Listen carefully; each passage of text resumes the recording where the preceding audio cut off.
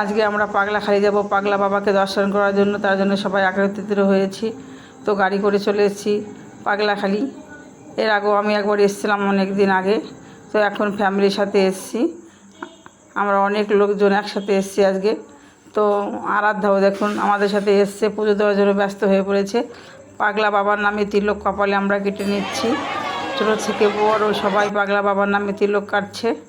চারিদিকে এত মানুষজন, আর আজকে প্রচণ্ড গরম, চারিদিকে এবারে রৌদ্রের আলো ধাঁধা করছে, মনে হচ্ছে যেন এখনই কি বলবো, গরমে সব হার্ট ফিল করে যাবে। তো আমাদের এখন নন্দী বাবাকে আমরা পুজো করছি। নন্দী বাবা সত্যি খুব ভালো, আরাধ্যা নন্দী বাবাকে খুব আদর করছে। চারিদিকে ফুল চন্দনে নন্দী বাবার গায়ে ঢাকা। তো আমরা আগে পুজো করেছি, এখন মন্দির দর্শন করার জন্য এসেছি। প্রচণ্ড ভিড়ে তখন বাবাকে ভালো করে দর্শন করতে পারিনি, এখন ঘুরে ঘুরে বাবার এখানে আমরা দর্শন করব। তো আমার এক নাতনি হয় সম্পর্কে, তাকে হাতে নিয়ে আমি ঘুরছি, মন্দির দর্শন করছি, বাবার ঘন্টা বাজাচ্ছি। সত্যি এটা বাবার একটা মঞ্চ, এই মঞ্চে বাবার নাম হয়, মঞ্চের সামনে বাবার ভক্তদের প্রসাদ দেওয়া হয়। প্রচণ্ড ঠান্ডা, এখানে সাইডে নদী আছে, সবাই বসে আছে পুজো করে। যেহেতু গরম, বাইরে কেউ বেরোতে পারছে না, চারিদিকে মানুষজন বোঝাই হয়ে আছে। তো মানুষ দেখুন, যেদিকে তাকায় সেদিকেই মানুষ। এখানে বসার জায়গাটা খুবই সুন্দর। আজকে তো জ্যৈষ্ঠ মাসের তৃতীয় বৃহস্পতিবার, প্রচণ্ড ভিড়। এখানে দুধ, পায়েস, ভাত, ডাল, সবজি নানান ধরনের সবাই রান্না করে এবং কমিটিও সবাইকে খেতে দেন। দেখুন চারিদিকে সব পুজোর বাটা সাজানো আছে। মঞ্চটা আমরা ঘুরে ঘুরে দেখছি, সত্যি এত সুন্দর মঞ্চ এর আগে দেখিনি, যে ঠাকুরের মঞ্চ এত সুন্দরভাবে রাখা হয়, কত সুন্দর। চারিদিকে মঞ্চের সবাই দাঁড়িয়ে আছে, মঞ্চটা ভালো, এর জন্য সবাই দেখছে চারিদিকে ঘুরে ঘুরে। যেদিকে তাকাবেন সেদিকেই লোকজন দেখতে পাবেন। দেখুন গরমে সবাই হাঁপুস হুপুস করছে। সত্যি আজকে যে এত গরম পড়েছে আগে ভাবিনি। এখন বাবার প্রসাদ দেবে সবাইকে, দুদিক দিয়ে বসে আছে সবাই প্রসাদ খেয়ে আমরা আবার বেরিয়ে পড়েছি। দোকান থেকে সমস্ত ধরনের দ্রব্য পাওয়া যায় পুজোর জন্য, যারা নিয়ে আসেনি তারা এখান থেকে কিনে নিচ্ছে। আমরা বাড়ির থেকে নিয়ে এসেছিলাম এবং এখান থেকেও নিয়েছি। সত্যি যেহেতু আমাদের পুজো করা হয়ে গেছে, তার জন্য দই ফুচকা খাওয়ার জন্য আমরা দই ফুচকা রেডি করছি। এখানকার ফুচকা খেয়ে দেখি কেমন লাগে, গরমে ভালো লাগছে না তার জন্য। তো এবার আমরা আইসক্রিম খাবো, আইসক্রিম কিনেছি। এত গরম, আইসক্রিম খেয়েও যেন শরীর ঠান্ডা হচ্ছে না।